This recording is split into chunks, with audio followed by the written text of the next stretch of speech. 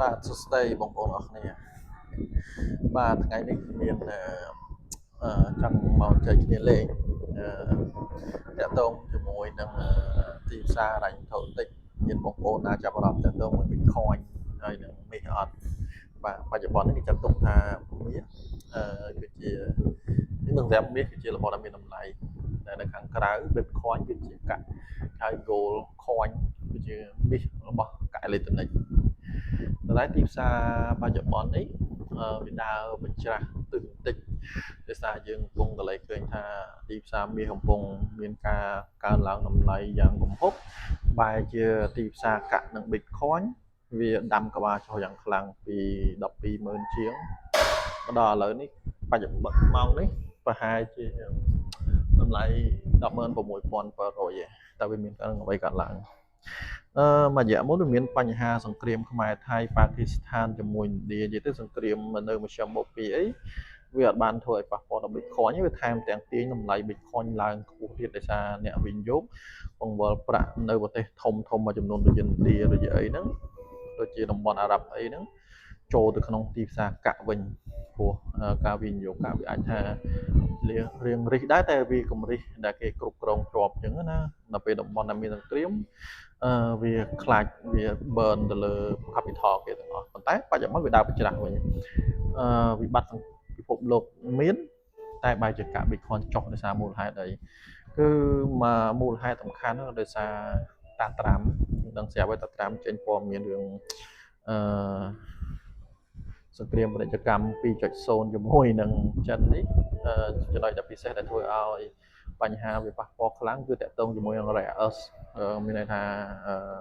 រ៉ែកម្ររបស់ចិនដែលគ្រប់គ្រងទីផ្សារពិភពលោកចូលដល់80%ជាងលើពិភពលោកហើយ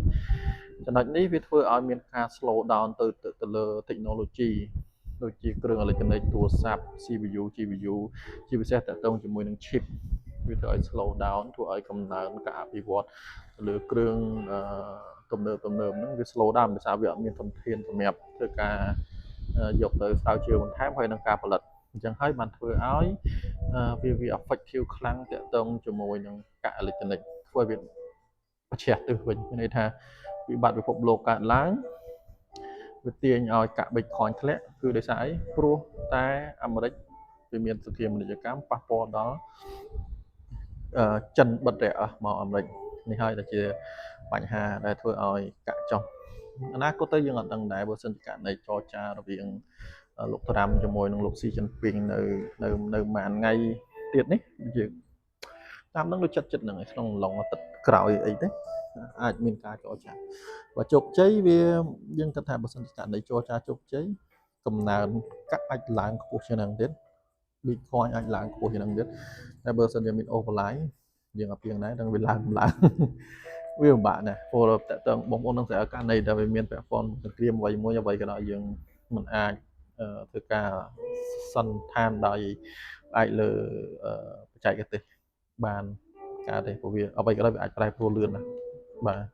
ព្រោះវាអត់ដើរតាមរលកនៃសេដ្ឋកិច្ចទេណាព្រោះវាដើរតាមរលកនយោបាយខុសតតិចតួចវាអាច affect នឹងខ្លាំងមែនតើហើយ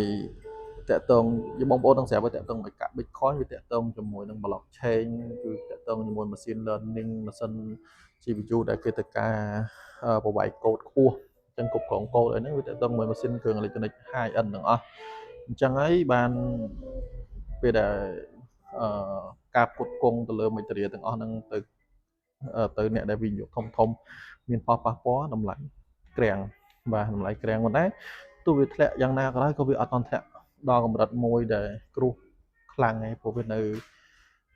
ក្បាល100,000ឡើយឯងវាអត់ទាន់ដល់កម្រិតមួយនេះទេពូខ្ញុំអញ្ចឹងយើងគិតថាបច្ចុប្បន្ននេះបងប្អូនអាចចារណាមាសបាញ់ទៅមាសខ្លះទៅបើមាសយើងអាចគ្រប់គ្រងនៅដៃបានទិញទៅច្រើនទៅ80ឬក៏60% 70% ទៅ Bitcoin 10-20% តាមបងប្អូនញ៉ែទេណាអ្នកដែលគាត់ខាងមានប្រាក់សម្រាប់វិនិយោគហើយបើយើងមិនទាន់មានប្រាក់វិនិយោគអ្នកធ្វើការមានសំតាមនេះខ្លួនឯងអញ្ចឹងថ្ងៃហ្នឹងខ្ញុំចែកលេខប៉ុណ្ណឹងបាទអរគុណច្រើនបាយបាយអូកូនមកក្បែរហើយបាទអរគុណ